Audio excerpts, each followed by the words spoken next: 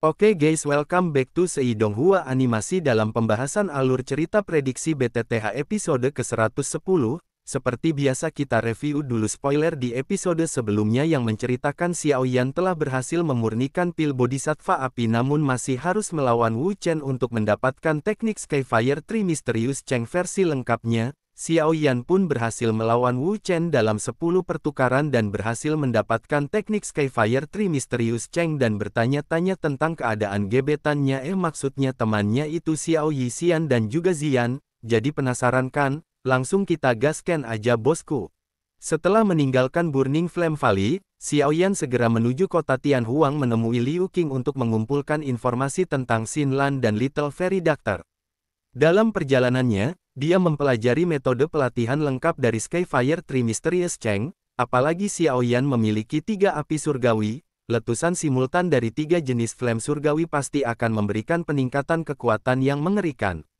Namun, dengan kekuatan tubuhnya saat ini, Xiaoyan tidak boleh menggunakannya dengan mudah. Jika tidak, itu akan sangat berbahaya bagi tubuhnya. Xiaoyan dengan lembut menghela nafas. Semuanya penuh dengan kelebihan dan kekurangan. Setibanya di kota Tianhuang, dia menuju sisi barat kota tempat klan Liu Qing berada. Xiaoyan disambut dengan hormat oleh klan Liu. Tidak lama setelah dia memasuki manor, Xiaoyan melihat Liu Qing, Lin Yan dan beberapa lainnya. Kemudian, Xiaoyan bertanya kepada Liu Qing apakah dia memiliki informasi tentang Xinlan dan dokter peri kecil. Liu Qing berkata, itu Xinlan yang telah kamu sebutkan harus menjadi anggota klan Ye di wilayah Pil. Selain itu, nama lengkapnya harus disebut Ye Xinlan.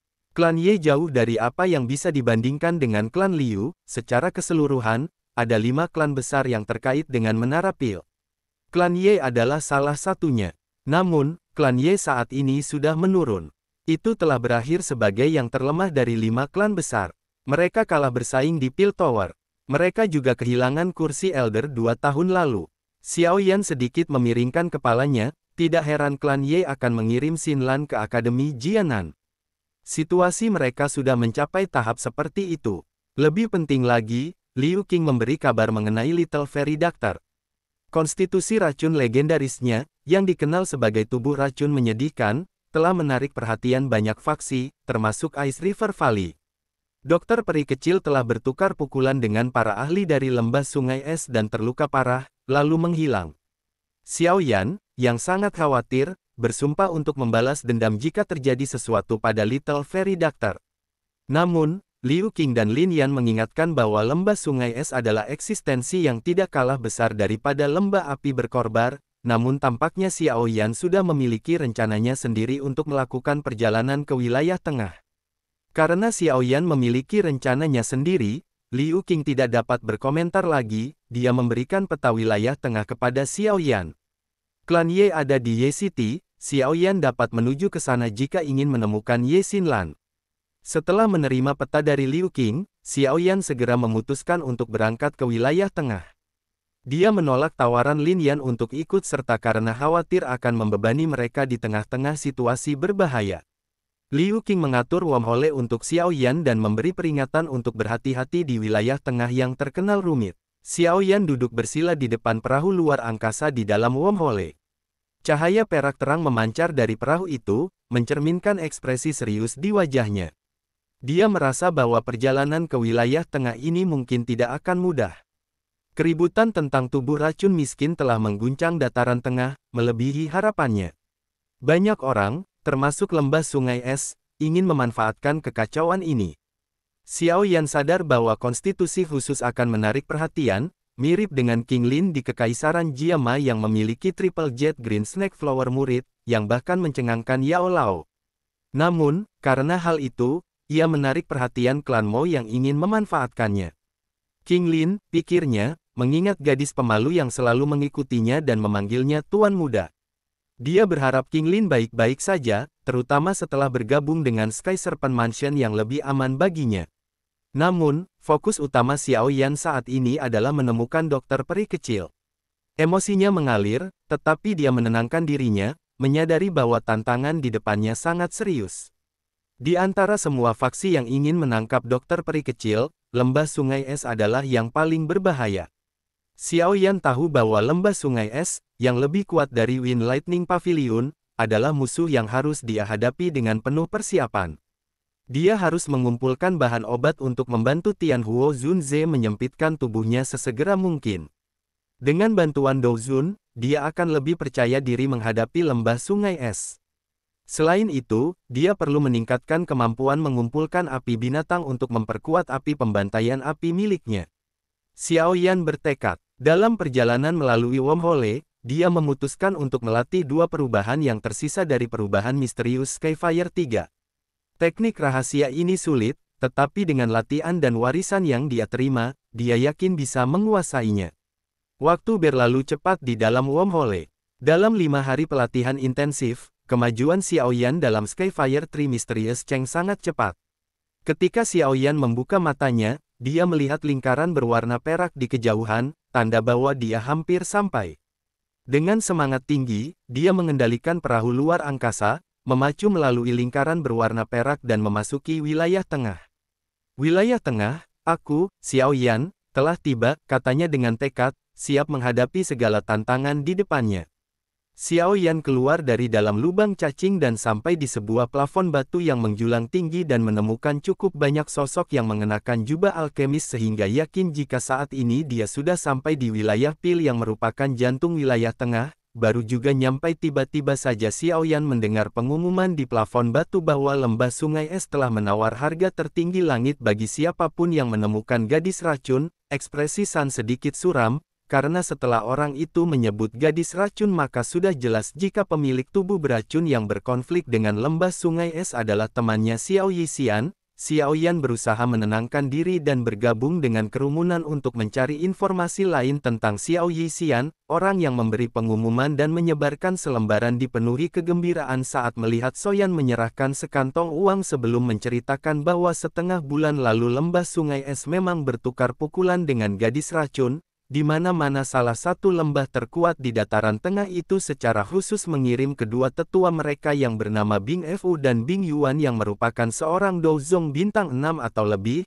Gadis racun yang juga bukan orang biasa itu berhasil membunuh cukup banyak ahli lembah sungai es sebelum melarikan diri dari dua tetua Bing. Namun, menurut informasi yang diperoleh gadis racun juga menderita telapak misterius mata langit dari kedua sesepuh dan karena gadis racun masih terluka, lembah sungai es bertekad untuk menemukannya secepat mungkin. Lokasi yang menjadi tempat pertukaran terakhir antara gadis racun dan lembah sungai es adalah aliran dewa jatuh di utara dan sampai saat ini tempat itu masih dikelilingi oleh orang-orang lembah sungai es. Meskipun mereka tidak mendapatkan berita apapun setelah lama mencari, ekspresi Xiao Yan pun acuh tak acuh saat mendengar informasi ini. Xiao Yan berbalik pergi dengan wajah muram. Niat membunuh melonjak di hati Xiao Yan saat mengetahui jika kondisi Xiao Yixian tidaklah terlalu baik, dan memutuskan segera pergi ke kota Ye sebelum menjelajah aliran dewa yang jatuh sambil berjanji bahwa jika lembah sungai es benar-benar menyebabkan sesuatu yang buruk kepada Xiao Yixian maka Xiao Yan yang pasti akan menjadi musuh yang tak bisa didamaikan dengan mereka. Meskipun jarak kota Ye dengan pinggiran wilayah Pil tidak terlalu jauh, Soan telah berhenti di lebih dari 5 kota mendapatkan 12 api binatang dan menemukan cukup banyak bahan yang untuk memperbaiki tubuh Tianhuo Zunze. Ketika Xiao menggabungkan flame terakhir ke dalam benih api, sebuah kota hijau tua yang sangat besar samar-samar muncul di garis pandang matanya, di mana kota itu tidak lain adalah kota Ye yang juga pernah menonjol dalam wilayah Pil. Meskipun sekarang klan Ye tidak lagi memiliki otoritas di balai tertua Menara Pil, masih tidak banyak faksi yang berani memprovokasi klan tersebut, sehingga Xiao Yan pun bisa menemukan kediaman mereka dengan cepat.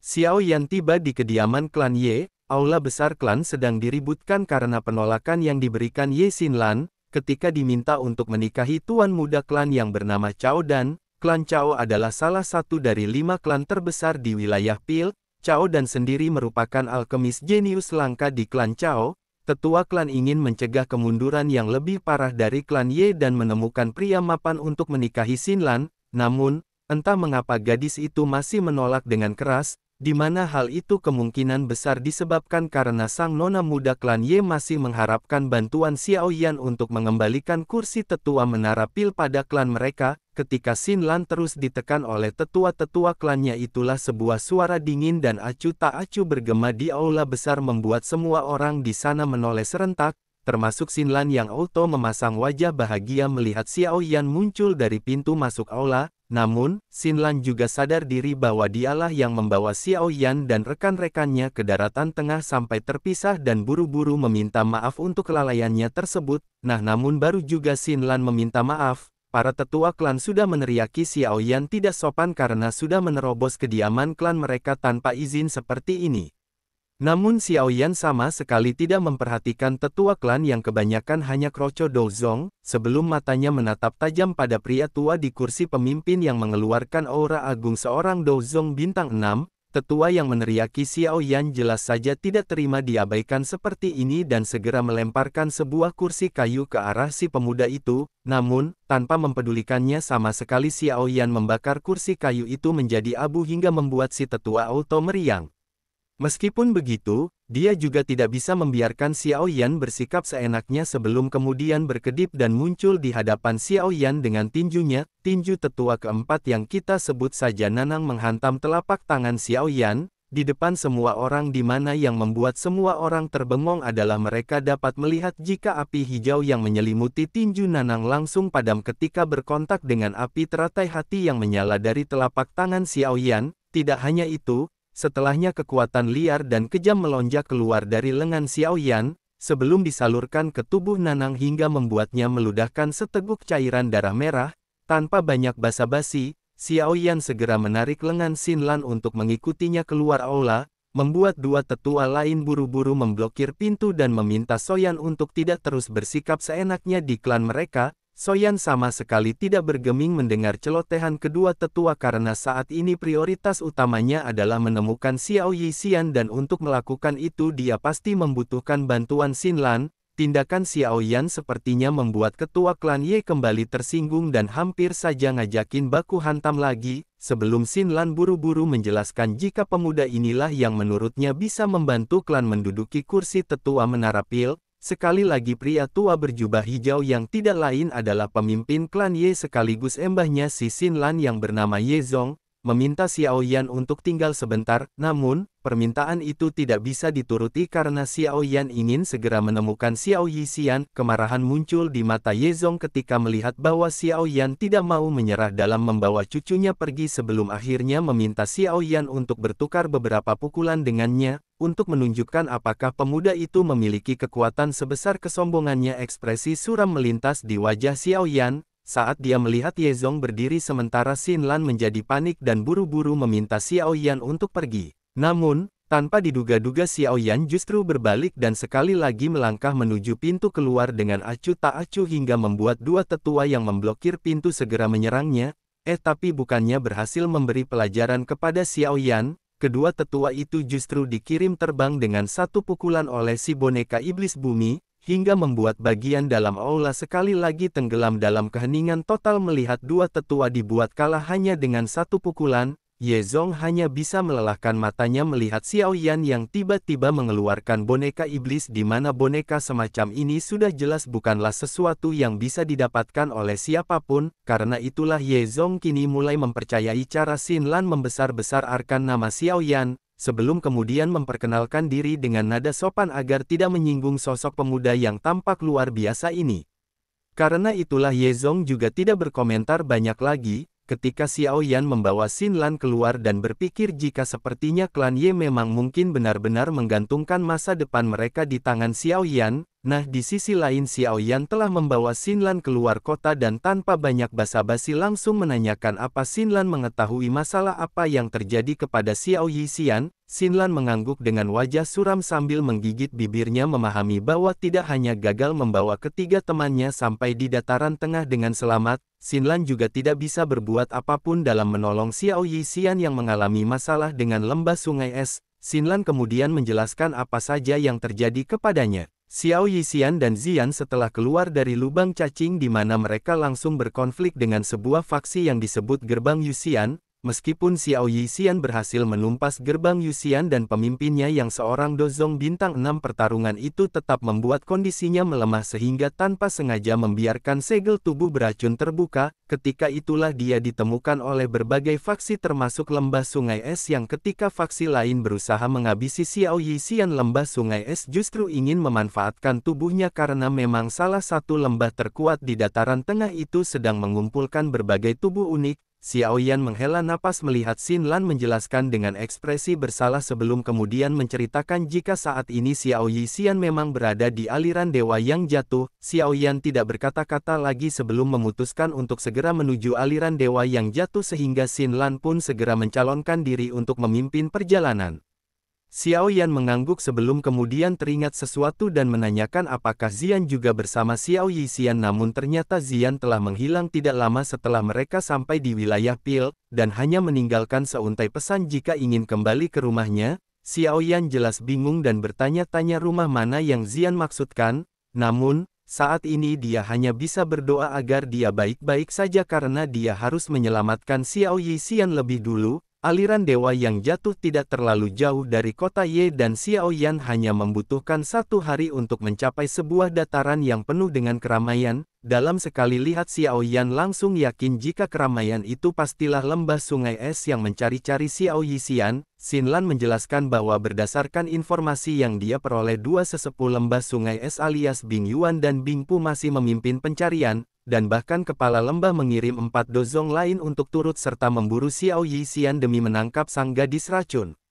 Apapun yang terjadi, Xiao Yan menghala nafas lega saat mendengar keyakinan Xin Lan untuk menemukan lokasi Xiao Yixian setelah memasuki aliran dewa jatuh. Sehingga satu-satunya hal yang harus dia lakukan sekarang adalah membawa Xin Lan melewati para antek-antek dajjal Lembah Sungai Es yang berjaga di pintu masuk aliran dewa jatuh. Begitu Xiao Yan tiba di depan pintu masuk lembah, seorang pria tua berpakaian putih yang sepertinya pemimpin para penjaga membuka matanya yang dipenuhi keterkejutan.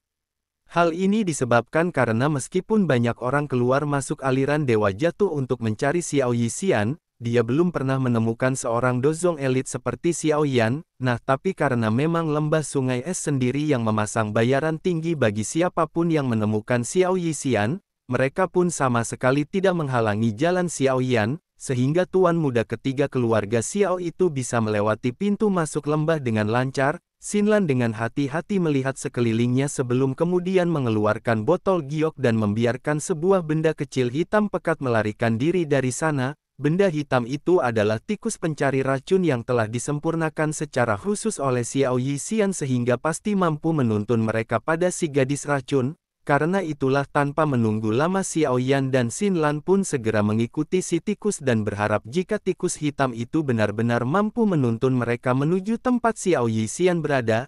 Aliran gunung muncul di depan Xiao Yan dan Xin Lan di mana gunung itu telah ditutupi oleh kabut racun yang sangat pekat dan Soyan melihat goa di tengah gunung yang menjadi pusat dari kabut racun. Sekali lihat Xiao Yan yakin jika Xiao Yixian pasti ada di goa itu dan buru-buru menghela nafas lega ketika melihat sosok berwarna putih berdiri dengan anggun di depan goa. Namun ekspresinya berubah suram ketika melihat 3 lelaki tua yang mengeluar aura bintang 6 dozong berada tidak jauh dari sana, sambil memerintahkan Xiao Yixian untuk menyerahkan diri secara patuh pada Lembah Sungai Es. Dengan adanya 3 dozong dan selusin Do Huang yang mengikutinya, Xiao Yan mulai menghitung dan membandingkan kekuatan yang dia miliki dengan Lembah Sungai Es. Xiao Yan dan Xiao Yixian pasti bisa menangani masing-masing 1 dozong dan dia masih memiliki boneka kendali serta kakek Huo di cincinnya. Dengan kekuatan itu Xiao Yan pasti masih memiliki kepercayaan diri untuk memberikan perlawanan atau malah membawa Xiao Yixian melarikan diri dari gunung ini. Bing Yuan sekali lagi meminta Xiao Yixian untuk menyerah karena satu-satunya cara bertahan hidup setelah menerima telapak misterius mata langit adalah mencari penawarnya di Lembah Sungai Es. Namun, berhubung si gadis racun ini benar-benar keras kepala, maka para tetua Lembah Sungai Es itu pun tidak punya pilihan kecuali membawanya pergi secara paksa. Bing Yuan melambaikan lengan bajunya dan melesatkan puluhan tusuk es ke arah Xiao Yixian yang membuat temannya itu mengernyitkan kening. Menyadari bahwa dengan kondisinya saat ini dia memang sama sekali tidak bisa menandingi Bing Yuan, karena itulah dibanding bertarung lama-lama dengan Bing Yuan maupun tetua lain, Xiao Yixian memfokuskan diri untuk mencari jalan keluar dari aliran dewa yang jatuh sehingga rombongan lembah sungai es pun segera mengaktifkan formasi penyegelan es. Orang bisa melihat bahwa ruang di dalam aliran gunung tiba-tiba berhenti sebelum membentuk es yang sangat tebal dan sangat keras dengan suara retak. Bing Yuan menyungingkan senyuman dingin saat melihat Xiao Yixian terperangkap dalam formasi penyegalan es sebelum melesat dan dalam sekejap mata telah sampai di hadapan dokter peri kecil. Xiao Yixian yang juga menyadari niat membunuh telah meningkat di hati Bing Yuan buru-buru menggerakkan seluruh doki yang tersisa di dalam tubuhnya dan bersiap untuk memberikan perlawanan terakhir. Ketika tiba-tiba saja dinding es besar di sekitarnya hancur lebur menandakan ada seseorang yang baru saja menginterupsi pertarungan, namun belum sampai Xiao Yixian menyadari apa yang terjadi, tawa familiar terdengar di telinganya sebelum kemudian matanya yang cantik terbelalang tatkala melihat sosok pemuda yang begitu dia rindukan itu. Xiao Yan menyunggingkan senyuman lembut sambil meminta maaf karena datang terlambat. Ekspresi haru menghiasi wajah Xiao Yixian ketika melihat pemuda itu seolah hanya dengan keberadaannya saja, sudah cukup meyakinkan bahwa dirinya bahwa mulai sekarang semua akan baik-baik saja.